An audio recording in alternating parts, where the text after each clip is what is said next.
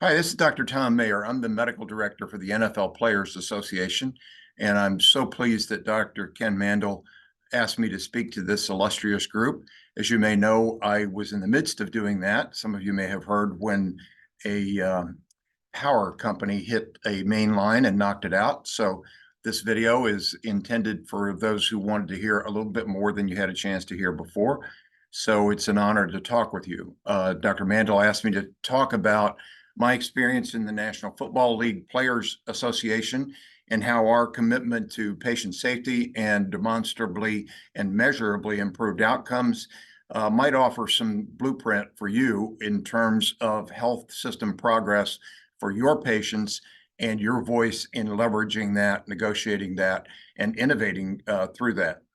I just finished a book, the title of which is Leadership is Worthless, but Leading is Priceless. And that deserves some explanation.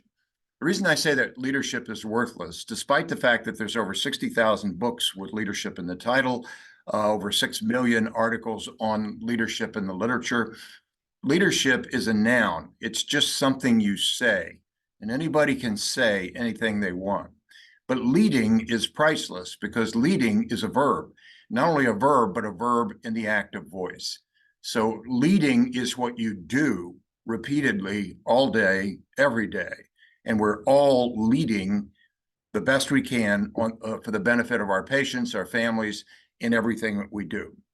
And you see on the right-hand side of the slide, the Roman legionnaire on a 2x6, the old wizened fellow who's holding him up in the air.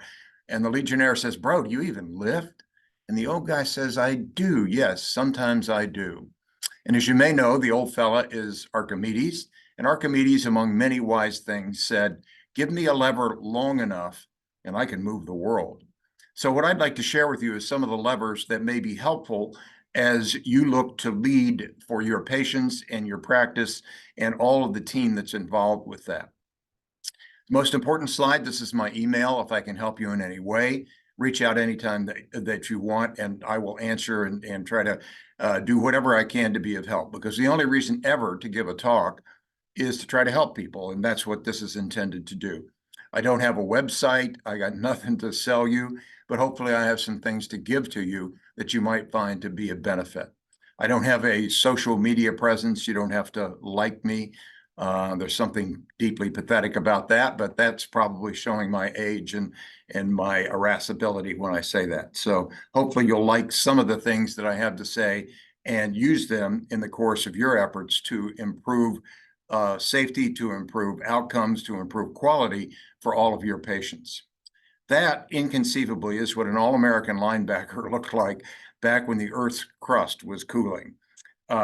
Trust me, that's I weigh exactly the same in that picture as I do now, but like world hunger, I have a bit of a redistribution problem.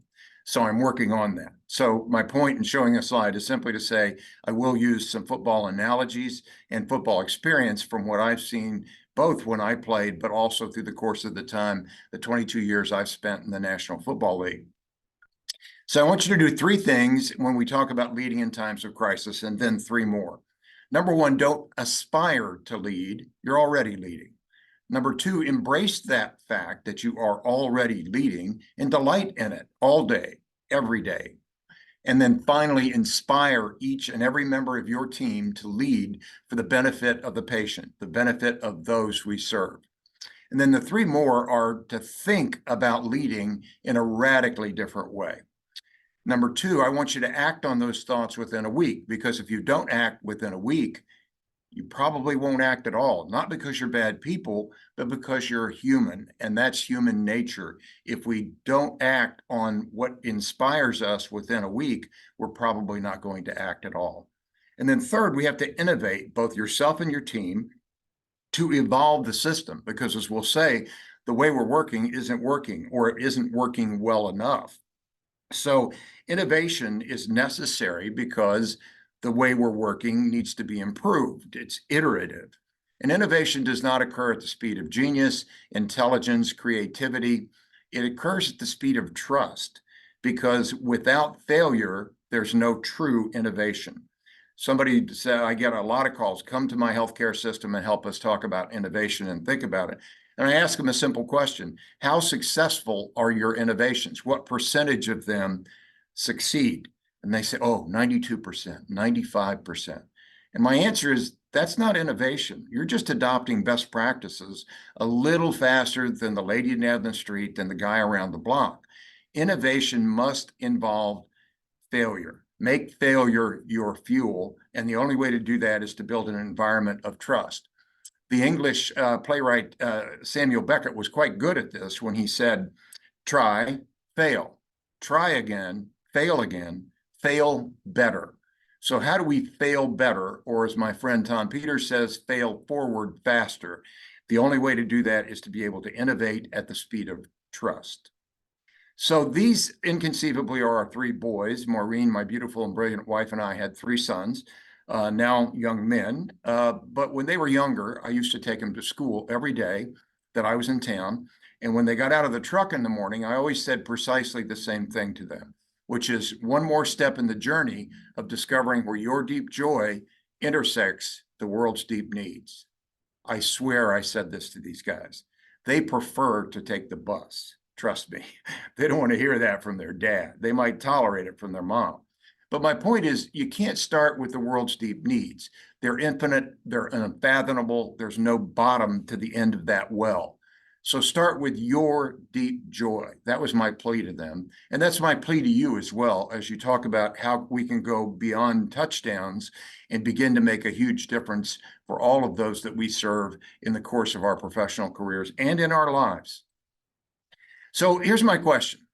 Is that you going into work or going home from work? I mean, it's a legitimate question, because my contention is you deserve that all day, every day in the work that you do. You deserve to jump for joy and express your deep joy, which is what brought you to the jobs, the profession that you're involved in on a daily basis. And so in leading, we need to unleash this potential to free our teams up to jump for joy, both going into work and going home to work. People ask me, I've written books on burnout and given many talks. Burnout is simply the inability to feel the deep joy that brought you to healthcare, the inability to feel precisely what you see in that picture. That's what burnout consists of. So how do we unleash that potential is a challenge for leaders at all levels, in all institutions, across all dimensions of what we do in life, including healthcare. I was fortunate enough to have become the medical director of the NFL Players Association in 2001. Corey Stringer, you see in the upper left-hand corner there, a tackle for the Vikings, died of heat stroke. And I use that slide not just with the permission, but the insistence of his wife, Kelsey, and his kids. So people say, Doc, how do I build a resume to get a job like yours as the medical director of the NFL Players Association? And the answer is, I didn't get that job because of my resume. Gene Upshaw, who's you can see in the picture behind me, was the executive director of the NFL Players Association and a Hall of Fame left guard for the Oakland Raiders. Gene asked me to step up on August 1st, 2001, not because of my resume, but because we were best friends. His youngest, Daniel, and my youngest, Greg, were then and still are best friends. So it was because of the relationship that I had with Gene that he trusted me to step into a completely new role in times of crisis and be able to innovate at that speed of trust. So my answer when people say, how do I build my resume, is don't build resumes, build relationships. That's what leaders do. Leading in times of crisis is essential. I had the privilege of having dinner not too long ago with Sully Sullenberger and his wife, the captain of the Miracle in the Hudson. And his wife asked me, tell me what your thoughts are on leading. And I said, well, there is no leading except in times of crisis. And she smiled and turned to Sully and said, oh, you guys have been talking. And I said, quizzically, well, I don't understand. Sully laughed and said, well, I always say that you're not really a pilot until the engines go silent. What are you until then? I said. He said, just a driver, a very expensive driver, very well-trained driver. Ladies and gentlemen, a driver is not where you want to be. You want to be a leader in times of crisis, and there is no leading except in times of crisis. But the good news is we're always in crisis. We have been, not just through the pandemic, but through what we've been through and what we will go through as we negotiate for a better system on behalf of our patients. So understand that you will see crisis, just as I have in the NFL and all the other things I've been privileged to be able to do. I also had the chance to go just after the war broke out to Ukraine. And when I came back, we were there for a month. When I came back, somebody tipped off the reporters. They were there with their microphones. Doc, you know, you're a hero. You went into the harm's way in the midst of a battle. And my answer was, I'm no hero. I am no hero. But let me tell you about the 350 heroes that we took care of, our Med Team A in Ukraine, the internally displaced people who had been blown out of their homes 900 miles away on the eastern side of Ukraine, and we had the privilege for taking care of them. And so I'd ask you, who else do you know that has the courage, the bravery, the tenacity that the Ukrainian people have shown over the course of this war? Halfway through the deployment, it was in the room one morning, getting ready to go downstairs, saddle up, and head out to see patients that day. And 3 Su-27 flankers, Ukrainian aircraft, went by my window, second floor window at eye level, shattered all the windows in the dorm, in my dorm at least, and then followed by 4 Russian rockets, which, as you can see from the oily black smoke roiling off the horizon, hit about 3 blocks away. And I was running towards that to help take care of them when I snapped this picture. Later, when Pamela Brown with CNN interviewed me and asked me what did I think as I was running towards that smoke, was I'm in the right place. This is why I came, to help people.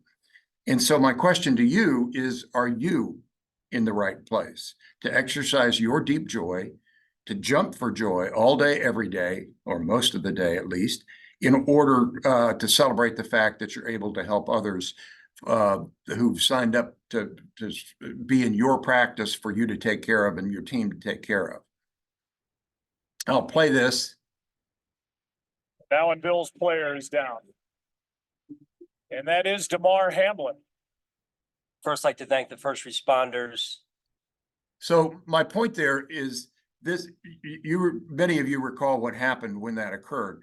This is a shot, and you can see the team on the field kneeling down just next to the logo at Bengal Stadium in Cincinnati.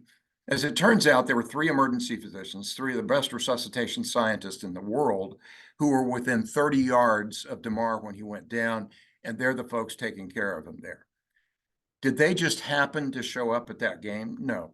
In 2012 and 2013, the NFL Players Association proposed that there be emergency action plans staffed and drilled with systems and processes, not just the people, but the systems and processes in place to make sure that not if, but when that occurred on an NFL field, that the patient would be taken care of. Just so you have to deal with your systems and processes in a way to assure that when it's time to take care of the patient, not only are the right people there, but the right systems and processes and the right drills have been in place to say, when disaster occurs, how are we going to respond? And they responded magnificently. So much so that that's DeMar at the Super Bowl. And as you may know, the people behind him are the doctors, the nurses, the paramedics who took care of him, which we flew to the NFL, and the NFLPA flew to the Super Bowl so that they could be there to celebrate him and to attend the game in addition. Shouldn't there be banquets like that celebrating the great work that all of you do on behalf of your patients? I think so. So this is almost a contradiction in terms, but I think it is demeaning, demoralizing, disfiguring, demonic, and satanic to call someone a future leader, as if, oh, I'm a leader, but you're not worthy of that yet. Ban that from your vocabulary, in my opinion, because we are all leading all day, every day, in all that we do. A single mother leads all day, every day on behalf of her family. Every nurse, every doctor, every tech, every registrar, every office manager is leading they're part of the team that we called healthcare. So let's not call them future leaders, and certainly don't call our residents and our fellows that. They are leading their portion of what they do. Busy slide, but what I do in my day job with the NFLPA is unusual because it's a union of active players. It comprises 2,500 active members. The NFL is the largest sports business in the world, but that represents what? Well, 32 owners or billionaires. So it's a labor management relationship. I represent the health and safety interest in holding the NFL accountable for health and safety for those 2,500 players. My counterpart, a superb person and a great individual, represents those 32 owners. That's not the same thing. It's not bad. It's not good. It's just basically that's the structure.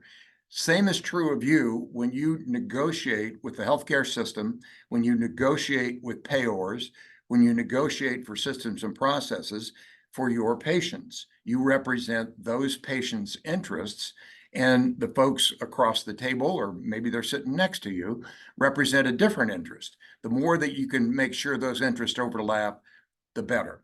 Because in our case, there's over 7,000 injuries annually in the NFL, about half of which are lost time injuries. It's only 2,500 members, so the injury rate in the NFL is over 100%. It is an injury-ridden league. We're trying to ameliorate that, attenuate that, and that's what our goal and our role is to do that from representing our patients and the voice of the player patient. What guides us? Mission, vision, and values. Number one, health and safety are our primary focus. We don't let anything distract us from that. Number two, we'll go anywhere the science takes us and nowhere the science doesn't. And number three, whole player, whole life, and whole family. So when we do that, we begin to look at a broader way of looking at it, because my and my team's goal is to represent the voice of the player patient, just as you represent the voice of the patient and how that voice is articulated to those in power. And if you have a choice in life between choosing power and influence, choose influence, because the influence of the voice of the patient has tremendous power in and of itself. 3 guiding principles. Number 1, always do the right thing for the patient. Number 2, always do the right thing for the people taking care of the patient, you and all of the teams in which you operate. And rule number 3 is don't confuse rule number 1 and rule number 2. As we'll see, always doing the right thing for the patient means if the way we're working isn't working and we have to innovate at the speed of trust, the question in our mind has to be, is this good for the patient? If it isn't, we shouldn't be doing it in the first place. And as I said, that's the first principle, some things you might want to consider. Not only is it good for the patient, but how do you articulate, okay, tell me how this is good for the patient? 1, 2, 3. So make sure that's heavy in your mind. Number 2, as I said, there are different interests involved there, both with regard to the system that you're negotiating with, the payers. So try to step to the other side, anticipate what their arguments will be. And as Lao Tzu famously said, build a golden bridge across which your opponent can retreat. The people on the other side of the table can come to your side because of the power that you have with the voice of the patient. Never question another person's motives, their methods perhaps, but not their motives. Follow the science, and the science is laden in an evidence-based or evidence-influenced, whatever term you like to use, to be able to speak on behalf of the patient. We're going to talk about this, but we have to become the chief storyteller. If we want to use the voice of the patient, then we need to tell the story of the patient. I talked about choosing influence over power. Don't suck up, suck down. And if that gives offense, I apologize for that. But I learned at the Pentagon, I didn't lead. I was the command physician at the Pentagon on 9/11. I wasn't sucking up to the generals, to the Secretary of Defense, to the president when he came. I was sucking down to the people, the engineers, the paramedics, the rescue workers who were trying to put the fire out, the firemen themselves. And that's the people who have the most power, the ones below you. So the answers are not above you. They're within you and among us. They're within us and among us. As I said earlier, make failure your fuel. Don't get down about failure. Use it to guide your next effort. We talked about innovation at the speed of trust. And then finally, the influence of the word, meaning the words of the player patient, in my case, in the words of the patient in yours. This is the great Danish writer Isak Dinesen. So that doesn't look like Isak to me. Her name was Karen von Blixen, so her writing name was Isak Dinesen. And she said, all sorrows can be born if you can put them into a story or tell a story about them. Well, that's incredibly powerful. So the story we tell always has to be the story of the patient themselves. People ask me all the time, what was leading at the Pentagon during the concussion crisis, the COVID crisis, the Damar Hamlin crisis? And I would say that the path to the head is always through the heart. You've got to be able to touch people's hearts, particularly those in decision-making capabilities. W.H. Auden, in his opening line of Musée des Beaux-Arts, was right. About suffering, they were never wrong, the old masters, how well they understood its human position. So when you tell a story, make sure the story is not about yourselves, not about your nurses, not even about the team, but about the patient and what they're going through and why we have to change the system on behalf of the patient. Rule number one, always do the right thing for the patient.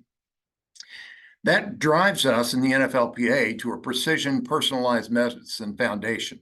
My great friends Ralph Snyderman and Sandy Williams at Duke really started this movement towards a precision personalized medicine. But what that does is help us move from what's the matter with you to what matters to you. In other words, asking the patient, what's the matter with you? Find it, fix it. I'm an emergency physician. I do find it, fix it fast all day, every day. And that's important, but not as important as what matters to you as the patient. In my case, as player patients. Because when you do that, it transforms the patient from a recipient of care to being a participant in their care. And we'll talk more about that. Can we confidently say to our patients, as Don Berwick and others have said, nothing about you without you. Nothing will be done to you or about you, without your voice, the voice of the player patient, in my case, the voice of the patient in your case. Every system is perfectly designed to get the results it gets. That's Dr. Paul Batalden, as you know, because when you begin to look at it that way and you say, well, I don't think the results are quite what I'm looking for. Maybe they're not even close to what we're looking for. The answer is to do what? To exhort the troops, to tell people to do better, work harder, work longer, work differently? No, it's to change the systems and processes. And when you say, who's going to change those systems and processes, the answer to who is you, for reasons that we'll get to. So understanding what we've been through, I started in 2001. We've had a series of different science-driven, evidence-based driven ways in which we've recruited additional systems and processes, additional people to make sure that those systems and processes are taken care of, including now unaffiliated neurotrauma consultants who are on the sideline, whose sole job is to watch those players to see, do they have any signs or symptoms of a concussion, in which case they need to come off. Not that the team physicians are not excellent, they are in almost every case, but they're busy doing other things. So there's 3 unaffiliated neurotrauma consultants, 1 on each sideline and 1 at a booth. So having the courage to say, this system isn't bad, but it needs to be better. Just understand, when you criticize the status quo ante, the people whose job it is to represent the status quo ante are going to take offense if you aren't extremely careful to say it's an iterative approach. Benefit for the player patient only comes by benefiting from a better system, a better process in which to deliver that care. Not always easy, but always essential. These are some of the people who've been involved in this. And I would just tell you some of the biggest changes we've made, including the neurotrauma consultant piece, have come from the player patient. In the middle row on the right-hand side, that's Ernie Conwell and Dominique Foxworth, who have participated in these discussions and told the NFL and the NFL's medical representatives, this is what I, as a player, what we as players need. And so, as Santa Ana said, those who cannot remember the past are condemned to fulfill it. He actually didn't say repeat it, he said fulfill it. And understanding that role of the player patient and their own voice becomes critical. I always like to say that limits begin where vision ends. So the limits to our systems and processes, to our outcomes, to our safety, to our culture, to our patient experience begin where our vision ends. So having that broad vision, and by way of example, May 6, 1954, something happened on that day that until that date in the history of mankind, no one had done it. What is it? If you were here in the room with me and I asked you and you'd raise your hand, someone would say Telstar, Sputnik, first launch into space, the internet. Turns out Al Gore didn't invent that until later. That was a joke. Those of you who got it. I'm just trying to see if you're paying attention. See if this helps. So with that slide, you say, oh, okay, I got it. May 6, 1954, Roger Bannister ran a sub 4-minute mile. First of all, it was thought to be impossible. Not only that the best medical experts at the time would say it would be fatal. You'd have a cerebral hemorrhage. The free wall of your ventricle would rupture, and you'd have pericardial tamponade. Or in the New England Journal, it said your your coronary arteries would dissect off the aortic root, and you would die on the track. And yet Bannister and his colleagues did it. And so how did they do it? Well, Bannister was a medical student when he ran that sub 4-minute mile on May 6, 1954. He didn't do it by focusing on speed or pacing or rate or anything else. He and his colleagues, Chris Brasher and Chris Chataway, also runners, also medical students at Oxford, focused on VO2 max in the lab. So their limits dissolved, meaning to be able to run a sub 4-minute mile, thought to be impossible, thought to be fatal, because their vision showed them there was a different way. So the question is, how long until 10 people had done it? Never in the history of mankind than 10 people had done it. The answer is 2 years and 2 weeks. 2 years and 2 weeks after May 6, 1954, 10 people by that time had done it. Not only that, 1 year and 1 day after May 6, 1954, 3 people ran a sub 4-minute mile in the same day, in the same race. The power to pull people along once you have a vision that dissolves the limits that were previously thought to be impossible, the ceilings against which we butt our heads. So innovation and having a broad vision becomes extraordinarily important. Quick word about culture. Culture say, oh, we have great culture. And people ask me to come talk about burnout. And I'll say, oh, our culture's wonderful. I said, your culture's wonderful. Why do you have 50% burnout rates? Culture is not the words on the walls. Culture is the happenings in the halls. And this is simply Aristotelian wisdom, because he said we are what we repeatedly do. Excellence is not a virtue, but a habit. So our culture is our actions, so that all of us, each one of us, each team of us, are daily, iteratively redefining, recreating a culture in order to leave a legacy that day, but also a legacy over the course of our lives, our careers. So don't look up on the walls to figure out what to do. Look within your heart. The answers are not above us. The answers are not the words on the walls. The answers are within and among us in the happenings in the halls, in the culture that we create all day, every day. That's why leading is an action, something that you do. And as I said, if you've got a slogan that says patient first in your hallway, and in fact, it doesn't look or feel like patient first to that patient, things have to change. So this is how we calculate in the National Football League and use the science to calculate head injuries, just as an example of using the science to say, how do we drive the concussion management? So there's a helmet-to-helmet hit there, and a helmet-to-shoulder hit for the Bears player in black that occurs. And we can plot out and show you what that looks like. Driving the science to say, how can we make it as safe as possible for our players? Winner. Houston, backup quarterback, winner. Philadelphia is the only team in the backup that has lost so far today. And now Case Keenum can't take a sack here, and he dumps it off. That's a tough one to watch. But the reason I put that on there is, despite the fact that the protocol called for that player to come off the field and be evaluated by the physicians on the sideline, In fact, he didn't come out, not even for one play, and was only seen by a trainer. And listen, I deal with trainers all the time. They're superb. But the point is we have to be aware that when we put systems and processes and protocols in place, guidelines are simply guardrails to keep us from going off a cliff that we shouldn't go off, to protect the patients. And so looking at it that way and being able to say, well, we, a team, collectively put this set of guidelines together and they weren't followed, that requires a morbidity and mortality and improvement review to say what factors didn't happen that should have happened for the benefit of the player or patient. The paradox, I think, of teamwork is we can confidently assure our patients that they're going to be taken care of by a team of experts. That's the original cast of the show ER.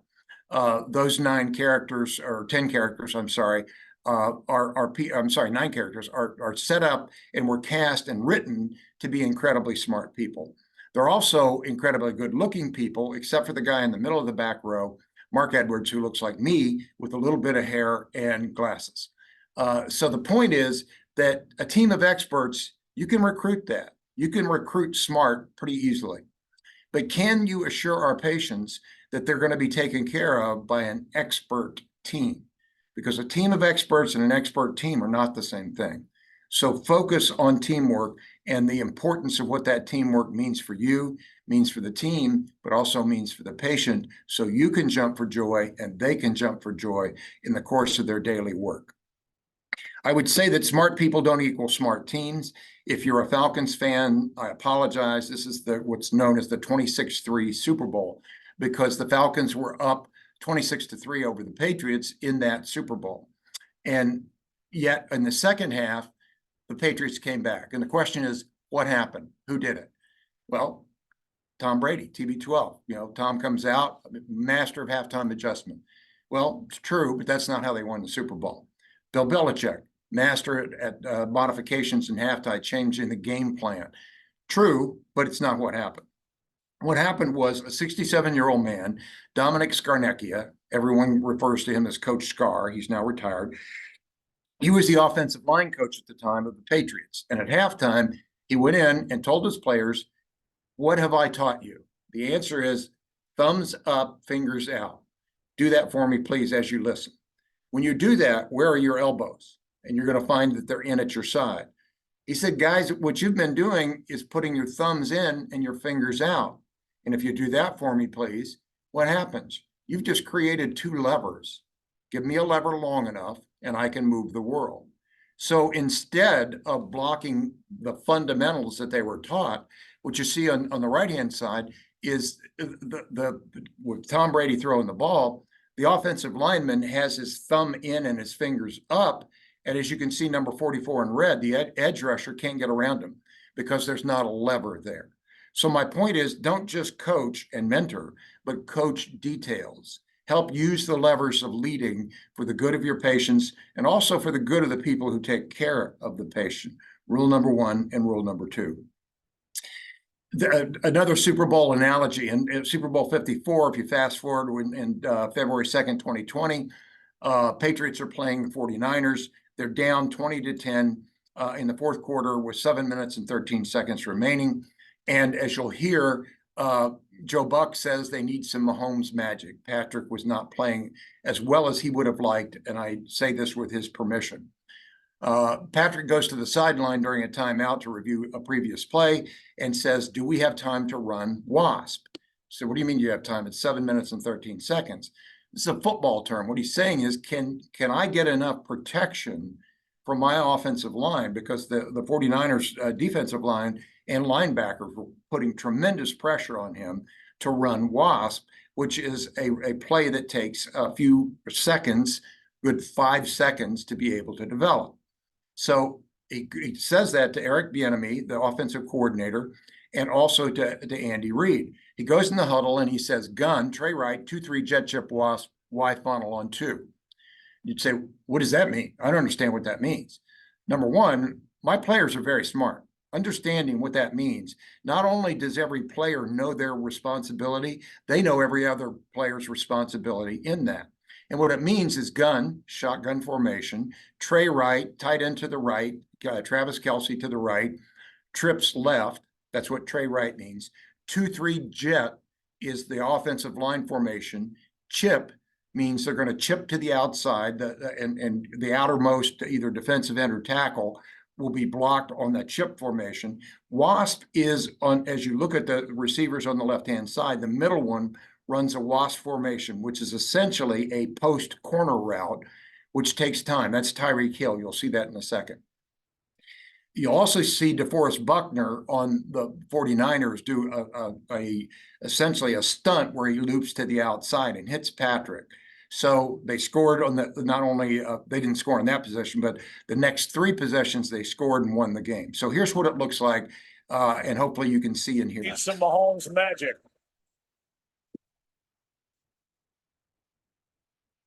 Launches down the middle, Hill, open, caught. So Mike, a couple questions. Who called that play? Andy Reid? Nope. Eric Bieniemy? Nope. Patrick Mahomes called that play. They got their Mahomes magic because the quarterback was willing to say, do we have time to run wasp? And so he called that. What's my point? My point is, when it comes to saying gun, Trey Wright, 2-3 jet, chip wasp, Y funnel, that may not make sense to you, but it doesn't make sense to your patients when you say, you know, the patient has a ventricular tachydysrhythmia with unstable vital signs. You understand that. The nurses, everyone in my emergency department or your critical care unit understands that. But it's a common language. And my question to you is, do your people, do your team members, team of experts, but are they an expert team where any member of the team can call the play? Can say, do we have time to run wasp? That's the key to an expert team. And be willing, as every quarterback in the league has forever, to call an audible. When you call an audible, you're changing the play, not the game plan. You're changing a strategy or tactic, not the mission, vision, and values. And each of them call it in different ways. Why is this important? Innovation occurs at the speed of what? Trust. Make failure your fuel. And calling an audible simply says, hey, the play we just called back in the huddle, because of what I see out there, is not going to work. We're going to run a different play. And the defensive players also call audibles on their side of the ball as well. This is the locker room of the Denver Broncos. We visited there in training camp a couple of years ago, and you see this sign. You can easily judge the character of a man by how he treats those who can do nothing for him. The coach wants the players to see that before they leave that locker room so that they understand the coaches, the trainers, the equipment managers, the field managers, the doctors on the team, the doctors on the sideline are people who can help them. So what I would say is say thank you 50 times a day. Every day when you see patients, say thank you for coming to my emergency department. Thank you for coming to my practice. Say thank you to the family. Thank you to the nurses. Thank you to all the team members. You're going to be up about 50 times a day. And the more you say thanks, the more others say thanks to you. It becomes infectious, far more so than the coronavirus ever was. So that gratitude becomes extremely important. By the way, that quote is from Goethe. Now, they didn't know it was from Goethe. They thought it's, the head coach at that time, Gary Kubiak, his father always told him that. So wisdom comes from a lot of different places. Timing is everything. Be a good time to start this today. Think, act, and innovate. Act within a week, think differently, and innovate rapidly and aggressively at the speed of trust, making failure your fuel. Understanding that leadership is worthless, but leading, actions, and the active voice all day, every day, create a culture which sustains itself over time and includes not just making things better for the patient, but better for those who take care of the patient, including a sense of gratitude. In the summer of 1958, physics at that time, if you've seen the movie Oppenheimer in the 30s, 40s, and 50s, physics is what biotech is now. It was the cutting edge. Nobel Prizes were being won. And in the summer of 1958 at Columbia University, a great meeting was held of all the best and most renowned physicists in the world. 2 people weren't there, Oppenheimer and Einstein. Einstein was at Princeton that day. But Wolfgang Pauli, who's the guy on the left, presented a unified field theory. And a unified field theory is the theory that pulls together Newtonian mechanics, quantum mechanics, special theory of relativity, general theory of relativity, Heisenberg's uncertainty principle into one unified theory. Pauli presents this audacious concept. Niels Bohr, played in the movie Oppenheimer by Kenneth Branagh, the great actor, gets up and, as the discussant, looks at Pauli and says, "We all agree that your theory is crazy. The question, which divides us, is it crazy enough? Is it crazy enough?" And so my question to you is, are you crazy enough to think, act, and innovate, to say leadership is worthless, but leading is priceless? The culture is not the words on the walls, it's the happening in the halls. We are the ones who are going to change the culture by changing the systems and processes. Because if you're not crazy, go get crazy. My objective is for people within your organization to say, these people are crazy. Good, because you're crazy on behalf of your patients and using their influence to negotiate against the power of the system, the insurance company, the payors, whatever it is that you're dealing with, in order to do it for the benefit of the patient. George Washington Carver said this: how far you go in life depends upon. That's a pretty good fill in the blank, isn't it? How would you answer that? Ask your kids to fill that one out as well. Because here's how that great man answered that. How far you go in life depends upon your being tender with the young, compassionate with the aged, sympathetic to the striving, and tolerant of the weak and strong. Because someday in your life, you will have been all of these things. Ladies and gentlemen, every day in your life, you get to treat patients with all of those things. What a blessing. Why wouldn't that make you jump for joy? Which I hope you do. And I hope in some small way, this talk that we've had will help you jump for joy and understand what your deep joy is and reconnect to that deep joy so that you don't have burnout, the inability to feel that deep joy, and are able to jump for joy in the great, great work that you do. It's been an honor speaking to you. I apologize again that we had the power outage previously, but I wanted you to have this talk to listen to at any time. As I said, if there's anything I can do to be of help, reach out to me, and it would be a privilege. I hope someday to come to Boston and have discussions like this with all of you at that time.